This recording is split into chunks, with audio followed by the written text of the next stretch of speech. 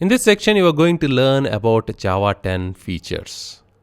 But unlike Java 9, Java 10 is a minor upgrade. It only has a couple of super cool features that you have to master. The first feature is defining your variables or declaring your variables using the var keyword.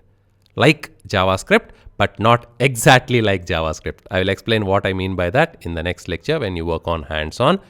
Second feature, there are a couple of minor changes or updates to the collectors API. So when you do the streaming on collections, you can now create unmodifiable list and unmodifiable set. And very good news for Java developers, there will be releases every 6 months going forward. Earlier, before Java 10, there used to be releases once every 3 years, 4 years or 2 years. And it's a pain for us as developers because we have to learn a lot of features offered in each version. But now every 6 months, they promise that there will be a new Java version. So as developers, we can learn a few features at a time, and that too in 6-month increments. So in the next few lectures, you are going to master how to use the var keyword to define your variables, what are the uses of it, what are the restrictions on it, and also use a couple of methods that were added to the collectors API.